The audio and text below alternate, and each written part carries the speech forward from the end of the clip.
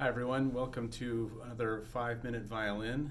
We're going to talk about bell tone and try it out on our violin. This is the way that we can produce a better quality of sound that we want to sound like a ring.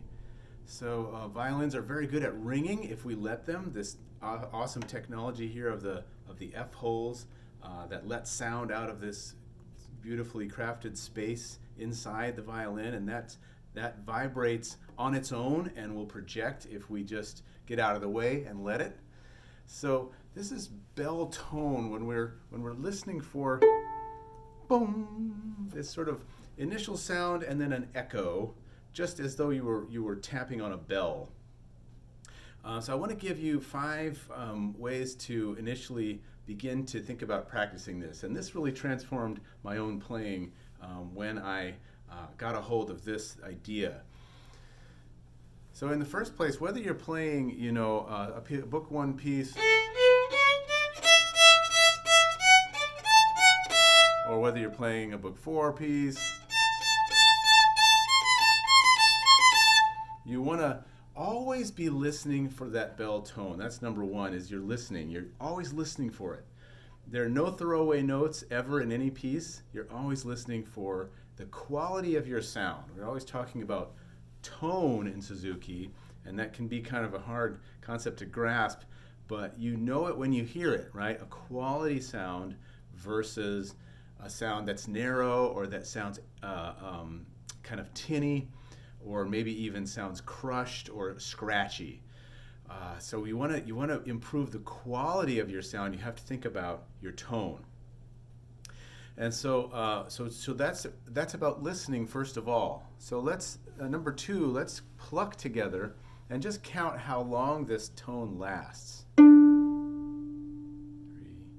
4, 5, 6. Mine lasted 6 seconds. So pick a string and see how long you can make it last. Make sure you're plucking down over the fingerboard here. And some strings may last longer than others. My D string lasts a long time. And so we want to do plucking until you can really hear what that sounds like. And then you're going to try to imitate it with your bow. You just try putting your bow on your string and imitating that bell. Now I'm cheating by lifting the bow off the string, although it's not really cheating because there's places where, where we have something called collé, where we actually do lift the bow off the string. But I encourage this especially for young children and people just starting out, that you can go ahead and cheat and lift the bow off the string to hear that bell. Again, we're training our ear to listen for this ring. Okay, so lots of open string practicing, just lifting that bow off the string and hearing that bell. Then after you do that cheat bow, you can do bowing on the string, but we're still now going to use our trained ears to hear the bell sound. So if we have our bow placement correctly, have enough weight in the string, we can hear the sound continue after the bow stops. Okay, so not forcing, that will deaden the sound, but just allowing the bow to stop. Do you hear the sound continue? Continues for a couple seconds after you stop the bow. So listen for this on your own violin as you bow the open strings. Okay, this is a subtler form of listening, and I really want to encourage you to spend time at this so that your ear can train. And so once you have practiced this bowing on the string with the bell tone, okay, and notice my bow is not too short. Once you've practiced that for quite a number of bows, like literally do 20 at a time and really try to feel and hear how this sounds, then you can add the left hand. Now I guarantee that you're going to tighten up and you're going to lose the bell tone the first time you try to do it with your left hand. That's why we have to do lots of open string practice to separate out that side of our body and just use this one thing for a while.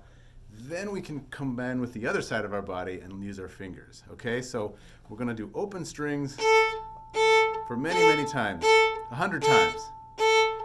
And then you're going to convince your brain to keep doing the same motion. Convince your body, even though you're putting a finger down.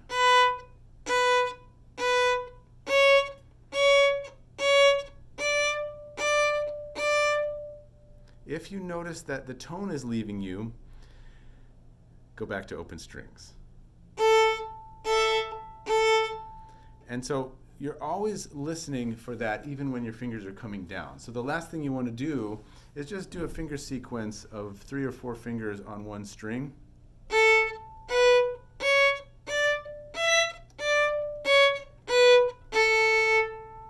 Or do a scale.